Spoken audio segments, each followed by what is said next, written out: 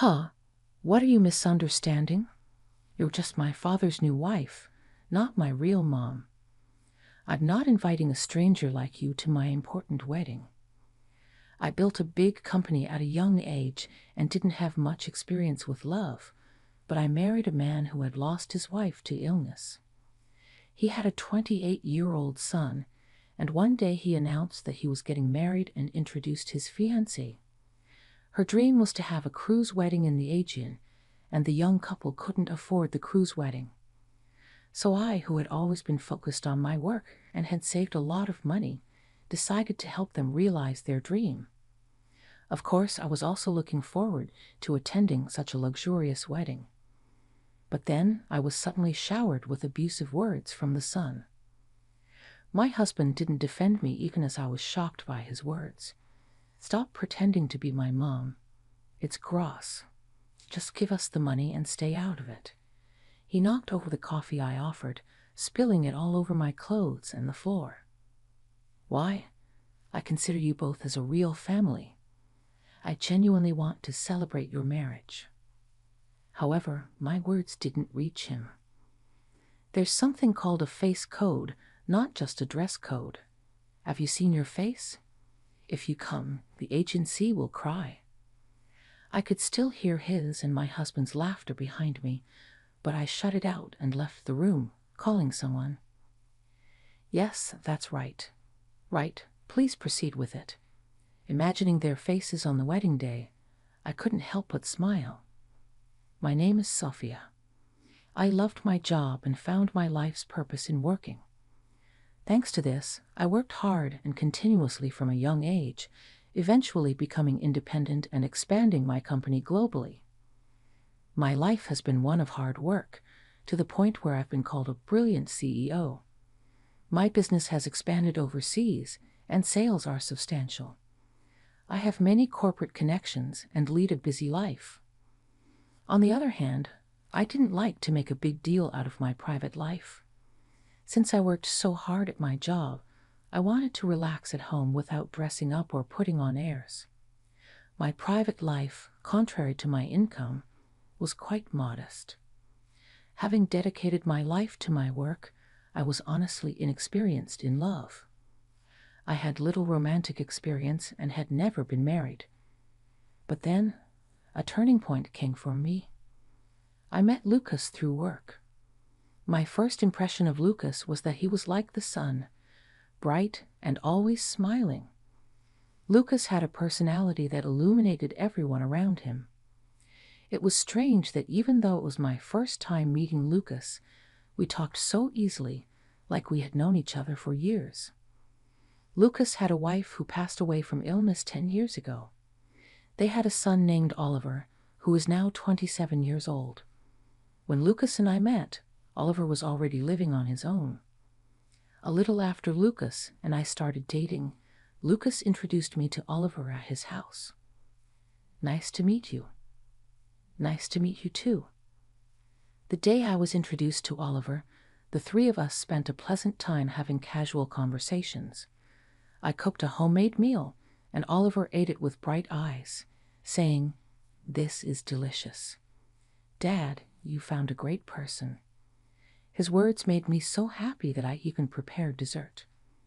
Oliver was a cheerful young man who laughed a lot, and I felt that he and Lucas were very much alike, not just as father and son. Seeing his smile, I secretly wished that we could become a real family. After that, Lucas and I had a smooth relationship and eventually got married. About a year into our new life together, 28-year-old Oliver visited with his girlfriend, Emma. Emma was a small, cute woman who radiated kindness at first glance. I liked her immediately. As we talked, I found myself naturally opening up to her. "Well, Emma, you are such a lovely person. Oliver, you have good taste in women." "Right? Emma is really amazing." "Oh, Oliver, stop it. You're embarrassing me." It seemed that Oliver and Emma met in college. They were both popular and were even called the ideal couple by those around them. Seeing them, It was easy to understand why people said that.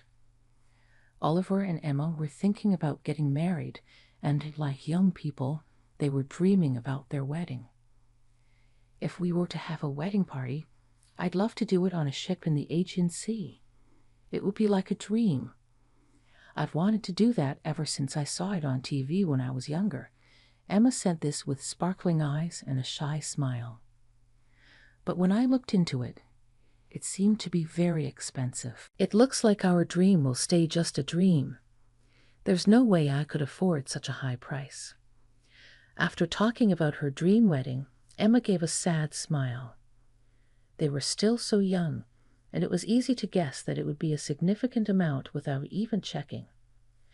As I listened to Emma's story, I thought about how I could help make her dream come true. After Oliver and Emma left, I decided to do something for them. I had a contact in the Aegean Cruise Company through my work. I thought I could ask them for financial support to help fulfill Emma's dream.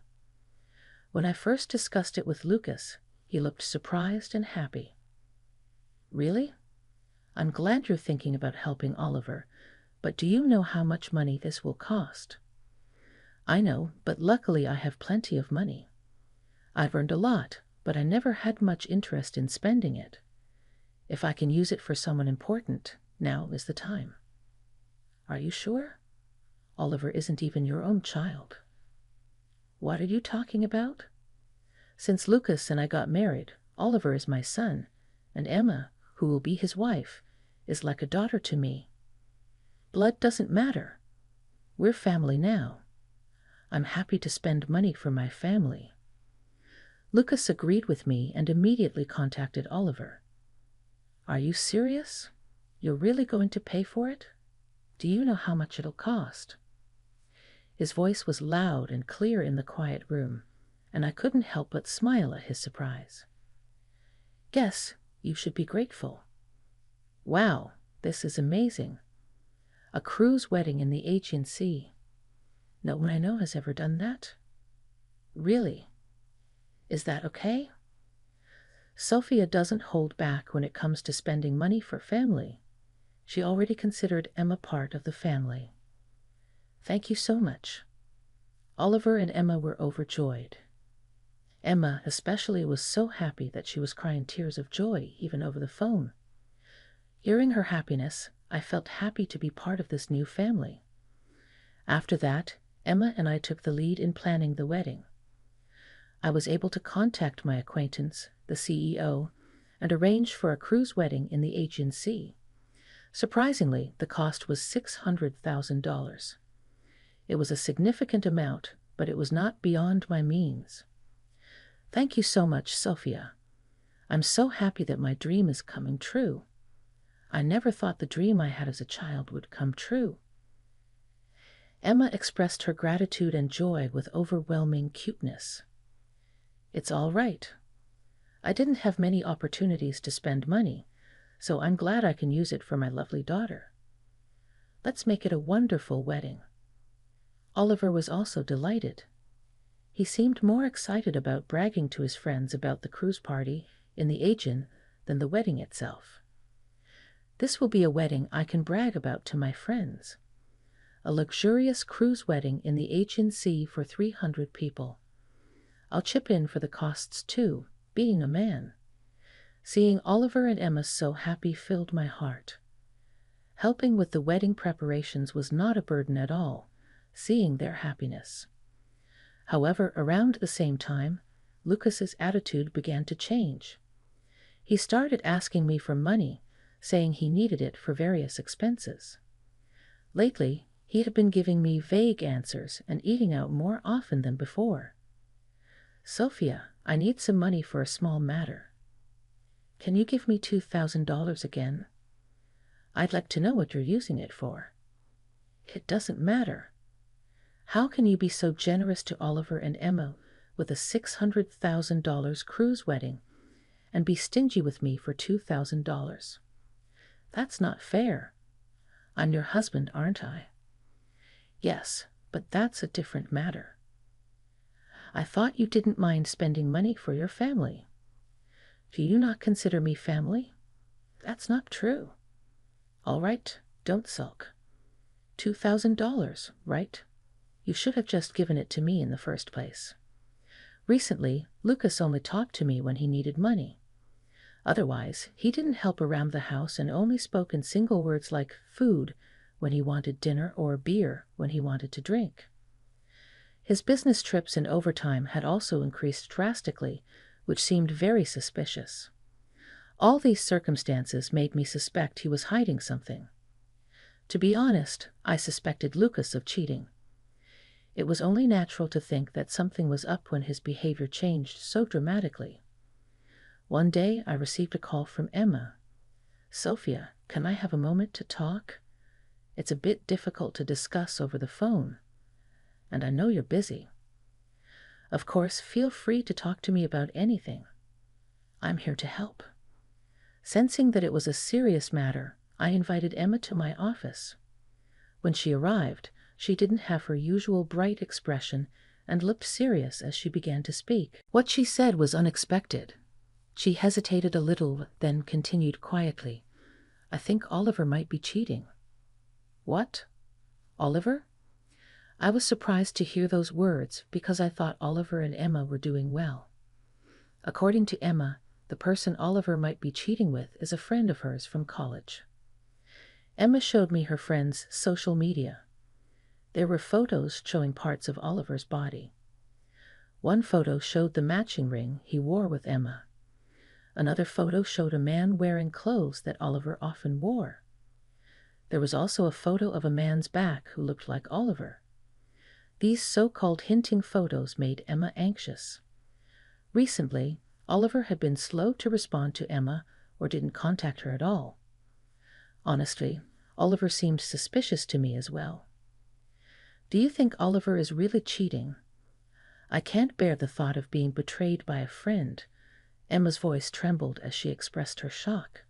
I made a suggestion. "This is definitely a worrying situation, but we don't have proof of an affair yet.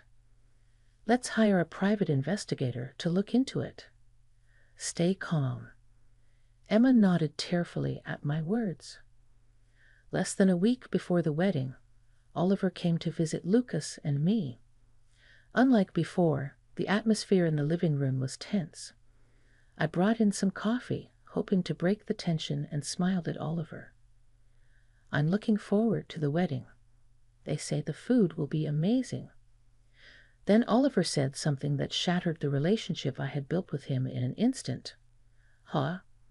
Why do you think you're invited? You're just my dad's new wife, not my real mom. I'm not inviting a stranger like you." Oliver suddenly got angry at my words. He knocked over the coffee I offered, spilling it all over my clothes and the floor. Stunned, I couldn't believe what was happening. Oliver continued to hurl insults at me. "Don't get the wrong idea just because I was nice to you. Why would I invite someone like you to my perfect wedding? You're just a money source lady. Stop pretending to be my mom. It's disgusting." Lucas didn't defend me when I was shocked by Oliver's words. Instead, he laughed and agreed with Oliver. "Oliver's right. I should have married someone prettier. But hey, thanks to marrying this ugly money bag, Oliver can have a luxurious wedding. You should be grateful." Lucas's cruel words made Oliver laugh even harder. Even though I was covering most of the wedding costs, Oliver spat out more hateful words. I couldn't believe what was happening. I looked back and forth between Oliver and Lucas, trying to see if they were serious, but their faces showed no concern for my feelings. "You're not coming to the wedding, but we still take the money for the cruise wedding as a wedding gift." No, I thought we were a real family. I genuinely want to celebrate both of you." My words didn't reach them. "There's something called a face code, not just a dress code. Have you seen your face? If you come, the agency will cry." I could barely speak, my voice trembling as I forced out the words. "I see, that's how you feel. I'm sorry. I understand. I won't go." I nodded, holding back tears. Lucas and Oliver's laughter echoed behind me, but I blocked it out and chose to leave the room as quickly as possible to protect myself. Then I made a call. Yes, please proceed with it. When I imagined their faces on the wedding day, I couldn't help but smile. Finally, the wedding day arrived. Instead of celebrating with Oliver and Emma on the beautiful blue sea, I was at home with Emma. Lucas and Oliver had left for Greece a few days earlier. As Emma and I chatted and sipped tea, my phone rang loudly. It was a call from Oliver. I decided to answer. "Hello, Oliver. How's the wedding?" "Isn't the sea beautiful and wonderful?" My deliberately cheerful words made Oliver shout angrily. "Shut up. This is a disaster. What's going on? Where's the cruise ship?" "What do you mean, where? The only thing here is an unbelievably run-down fishing boat. If 300 people get on this, it'll sink." "Oh, I must have forgotten to mention," I replied, laughing lightly. That day when Oliver told me not to come because I was a fake mother, I called the CEO of the cruise company. The CEO, understanding my situation, canceled the cruise ship without charging a cancellation fee, given our long-standing relationship. When I told him I wouldn't be attending, I got my $600,000 refunded. However, I asked the cruise company to arrange a boat that could be covered by the small amount of money Oliver had contributed. Oliver had only put in $6,000. With that amount, they could only get a shabby fishing boat. There's no way it could accommodate 300 people. Are you kidding me? My friends who came all the way from overseas are furious. I bragged about the cruise wedding, and now I'm humiliated. Well, if you can come up with $600,000 now, you could still have the cruise wedding. There's no way my dad or I can come up with that kind of money. All our friends are angry and leaving. It's just my dad and me here at the dock. Help us out. We're family. I couldn't help but laugh, imagining the two of them standing alone at the dock. That's too bad. The person I thought was my son called me a fake mother, and my husband told me I was disappointed. Is that really family? Is it okay to do that? Emma is crying too. She used to adore you, but now she hates you. I wonder what he's saying. She's with me now, after all. You have already broken up, right? What? Why is Emma there? No way. Oliver's voice turned desperate and panicked. The investigation revealed that Oliver's cheating was beyond doubt, confirming Emma's suspicions. As a result, Emma and Oliver had already broken up, and their dream wedding on a cruise ship in the Aegean Sea was not going to happen. Oliver's affair partner was indeed Emma's friend who had posted the hunting photos. However, in a despicable turn, Oliver thought he could conveniently proceed with the cruise wedding with his affair partner instead. While Emma's friends, of course, did not attend the wedding, Oliver's friends had shown up. Why should I pay money to people who mock me? I have no money to celebrate those who betray and belittle women.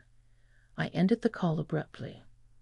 Emma and I laughed, imagining Oliver and Lucas facing the consequences of their actions in Greece.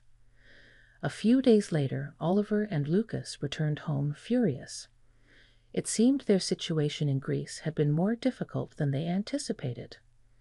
Spending time with Emma, I laughed scornfully as I addressed them.